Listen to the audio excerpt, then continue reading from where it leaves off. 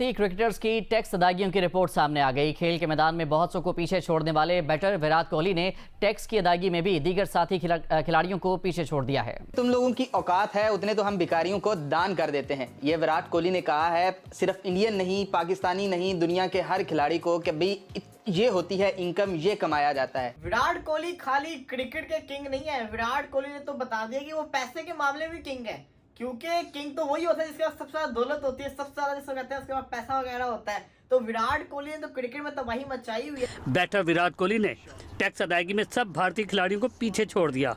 विराट कोहली ने साल 2023-2024 में 66 करोड़ भारतीय रुपए टैक्स अदा किया। विराट कोहली का नाम नंबर 1 पर इस वक्त है और विराट कोहली मानना पड़ेगा भाई, जिस तरीके का वो क्रिकेट खेलते हैं वैसे वो कमाई भी करते हैं। 170 करोड़ आपने 3 साल के मीडिया राइट्स बेचे हैं और विराट कोहली ने 1 साल का जो टैक्स दिया है वो 218 करोड़ दिया है बहुत इनकम है इन खिलाड़ियों की। और यही नहीं, जितना पाकिस्तानी क्रिकेटर पूरी जिंदगी में पैसा कमाएगा वो जिसको कहते हैं ना 66 करोड़ भी ना बने पूरा, और वो खाली 66 करोड़ इंडियन करेंसी के अंदर दे रहा है टैक्स।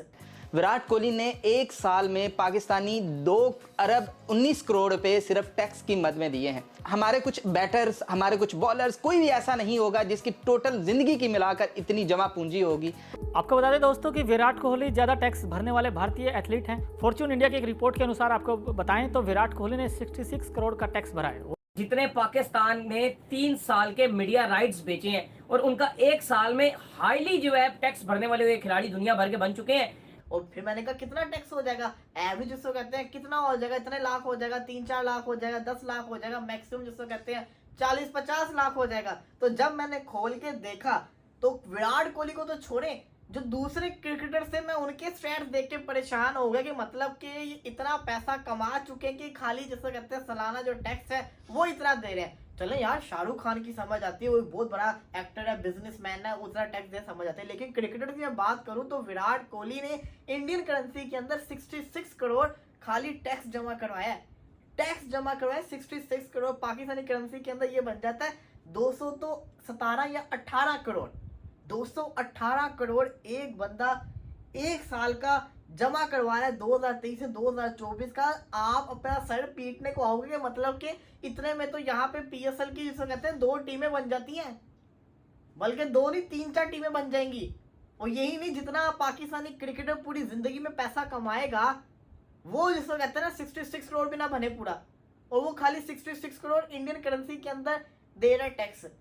और अगर पाकिस्तानी करेंसी में कन्वर्ट करो तो 217-18 करोड़ तो कोई कमा ही नहीं सकता। पाकिस्तान में ऐसा क्रिकेटर कोई है ही नहीं। कोहली ने एक साल में पाकिस्तानी 2 अरब 19 करोड़ रुपए सिर्फ टैक्स की मद में दिए हैं। हमारे कुछ बैटर्स, हमारे कुछ बॉलर्स, कोई भी ऐसा नहीं होगा जिसकी टोटल जिंदगी की मिलाकर इतनी जमा पूंजी होगी। जो टैक्स तो बहुत दूर की बात है। आप इस बात से अंदाजा लगाएं कि विराट कोहली के पास दौलत कितनी होगी, उसके बंगले कितने होंगे, उसके पास गाड़ियां कितनी होंगी। और सिर्फ इतना ही नहीं, हम MS धोनी ने तकरीबन 38 करोड़ इंडियन रुपीस वो भी उसने टैक्स अदा किया है। इसके बाद 28 अरब, यानी कि इंडिया के क्रिकेटर्स की लाइन लगी हुई है जिन लोगों ने इतना टैक्स अदा किया है। और अगर बात करें पाकिस्तान की तो हमारे जो ओलंपियन है अरशद नदीम, उसने तकरीबन 48 करोड़ रुपए जब उसको मिला तो एक बहस शुरू हो गई कि भैया ये टैक्स अदा करेगा, ये छुपाएगा, ये क्या करेगा, इससे तो सारे FBR लेकर चले जाएगा। एक इंडिया है जहां विराट कोहली अपने आप बगैर किसी के दबाव में आकर इतना टैक्स अदा कर रहा है, और एक पाकिस्तान है जिसमें सिर्फ 48 करोड़ रुपया पाकिस्तानी बनता है। इंडिया में तो कुछ भी नहीं वो बनते, तकरीबन कोई 6 से 7 करोड़ रुपए बनते होंगे। इतने पैसे कमाने के बाद एक बहस शुरू हो गई सोशल मीडिया पर, हर एक की जबान पर यही था कि अब अरशद नदीम के पास इतना पैसा आ गया है, उसमें अकड़ आ जाएगी, वो उसके पांव जमीन पर नहीं लगेंगे। उसकी बीवी ने वो बुरका छोड़कर मेकअप करना शुरू कर दिया है। एक ये बहस शुरू हो गई। अब यहां पर मुआवजा ये कर लें कि विराट कोहली के पास दौलत कितनी है और वो फील्ड के अंदर, उसके अंदर जो स्पोर्ट्स का स्पिरिट है वो कितना है, वो क्रिकेट को किस जुनून के साथ खेलता है। और इधर हमारे पेट निकले हुए हैं, हमारे कुछ बैटर्स ऐसे हैं, बॉलर्स ऐसे हैं। अब नसीम शाह एक 20 साल बच्चा है और उसका पेट निकला हुआ है। यहां 2 पैसे क्या आ गए, बड़े पेट निकाले और सिर्फ इसी तरह सोचना शुरू कर दिया कि मेरे पास तो इतनी दौलत जमा हो चुकी है, मैंने और करना क्या है। पाकिस्तान जाए भाड़ में, लीग्स खेलते हैं। और विराट कोहली के पास इतना पैसा है कि पाकिस्तानी जितने भी क्रिकेटर्स हैं उनको अपनी बैठक में बुला ले और कहे कि सिर्फ तुम लोगों ने यहां बैठना है। पाकिस्तानी चले जाएंगे, CPL में जा रहे हैं, बिग बैश में जा रहे हैं। रहे हैं। अपने मुल्क को छोड़कर अपनी क्रिकेट का सत्यानाश ये हुआ पड़ा है कि वसीम अकरम जैसा खिलाड़ी कहता है कि मुझे पाकिस्तानी कहते हुए शर्म आती है कि मैं पाकिस्तान का साबिक कप्तान था और ये पाकिस्तान की क्रिकेट का आलम है। और पेट ऐसे निकाले हुए हैं जैसे पता नहीं 4-4 कप जीते हुए हैं। और उधर विराट कोहली है जिसके पास कप है, उसने ये नहीं कप खेला कभी, मैंने तो इंडिया के लिए इतना कुछ किया है, मुझे तो टैक्स की माफ़ी होनी चाहिए, मैं टैक्स अदा क्यों करूं। वो अपने आप एक टैक्स अदा कर रहा है और इधर खा पी के डकार मार रहे हैं और हारने के बावजूद भी इतनी ज़रा सी शर्म नहीं आती कि कबूल कर लें कि जी वाकई हम हार चुके हैं। इंडिया के क्रिकेट जो टैक्स पेयर्स हैं उनमें टॉप पे हैं क्रिकेटर सारे। हार्दिक पांड्या का नाम है, सौरव गंगुली, सचिन रमेश तेंदुलकर, इन सब का नाम है। लेकिन इसमें सबसे अगर आप ऊपर देखते हो अली साहब, हम हैरान रह गए जब विराट कोहली का हमें पता चला कि वो इंडियन रुपीस में तो वो करते हैं 66 करोड़, लेकिन ये पाकिस्तानी रुपीस में जो बनता है तकरीबन 218 करोड़ ये बनता है। 218 करोड़, ये अगर आप 66 करोड़ तो इंडियन रुपीस में ना जो टैक्स दे रहे हैं, लेकिन अगर आप पाकिस्तानी रुपीस में कन्वर्ट करते हो तो ये बनता है 218 करोड़ लगभग, कोई इस 218 तक बनता है। और पीसीबी ने, और ये 1 साल का उनका है, और पीसीबी ने 3 साल का जो मीडिया राइट्स अपना बेचा है, 3 इयर्स का जो मीडिया राइट्स बेचा है, जिसमें इंग्लैंड ने भी आना है, वेस्ट इंडीज ने भी आना है, न्यूजीलैंड ने ट्राई नेशन खेलने के लिए साउथ अफ्रीका के साथ आना है, फिर न्यूजीलैंड ने T20 और ओडीआई के लिए फुल फ्लैट सीरीज खेलने के लिए आना है, ऑस्ट्रेलिया ने आना है, साउथ अफ्रीका ने दोबारा आना है फुल सीरीज खेलने के लिए, और भी बहुत सारी छोटी बड़ी टीमों ने आना है। 3 साल तक पता नहीं किस किस ने आना है, कुछ 65 मैचेस से ज्यादा आपने खेलने हैं जो होस्ट कर रहे हैं पाकिस्तान ने, और उसकी अमाउंट सिर्फ 170 करोड़ है। 170 करोड़ आपने 3 साल के मीडिया राइट्स बेचे हैं। और विराट कोहली ने 1 साल, एम एस धोनी कौन सा पीछे है? एम एस धोनी की अगर मैं बात करूं तो वो 38 करोड़ जिसको कहते हैं ना सेकंड नंबर पे आ रहे हैं स्पोर्ट्स के अंदर, 38 करोड़ वो जमा करवा रहे हैं। अब आप इससे अंदाजा लगाओ कि इनके क्रिकेटर्स कितना पैसा कमा चुके हैं, कि इनको पैसे की तलब ही नहीं है कि वो हर साल इतने करोड़ पैसा टैक्स को गवर्नमेंट को ऐसे ही दे रहे हैं कि उनके पास कितना पैसा होगा। तो इससे आप अंदाजा लगाएं। और यही नहीं, इस लिस्ट के अंदर आपको हार्दिक पांड्या भी मिलेंगे, सचिन तेंदुलकर भी मिलेंगे। सचिन तेंदुलकर 28 करोड़, सौरव गंगुली 23 करोड़, हार्दिक पांड्या 13 करोड़, ऋषभ पंत 10 करोड़। अगर ऋषभ पंत 10 करोड़ जमा करवा रहा है, इसका मतलब पाकिस्तानी करेंसी के अंदर आप लगा लो 33 करोड़ जमा करवा रहा है सालाना।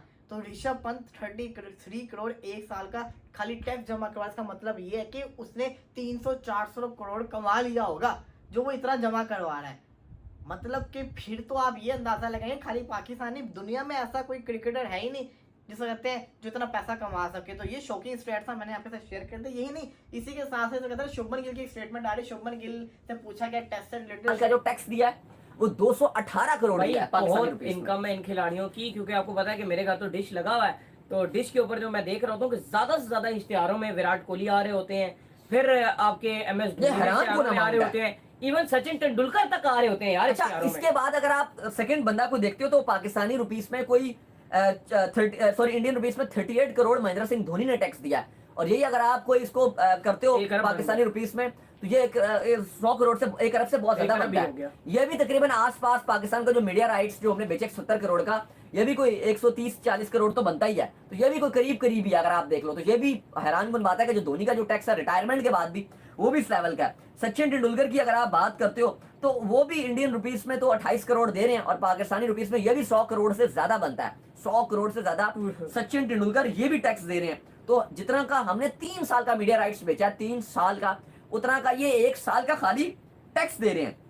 सौरव गंगुली जो दादा जिनको बोलते हैं 23 करोड़ इंडियन रुपीस में वो दे रहे हैं। हार्दिक पांड्या भी 13 करोड़ उन्होंने भी 2023-24 के जो अपने टैक्स भरे हैं वो 13 करोड़ उन्होंने भरे हैं। और ये काफी बड़ी अमाउंट्स है कि आपके जो इंडिया के खिलाड़ी हैं वो आप खुद देख लेंगे कमा कितना रहे हैं। आईपीएल की मद में वो अलग कमाते हैं। इंडियन टीम के सेंट्रल कॉन्ट्रैक्ट वो सबसे ज्यादा, अगर आप इस जितनी टीम्स हैं इंडियन टीम सबसे ज्यादा सेंट्रल कॉन्ट्रैक्ट बीसीसीआई पे करती है।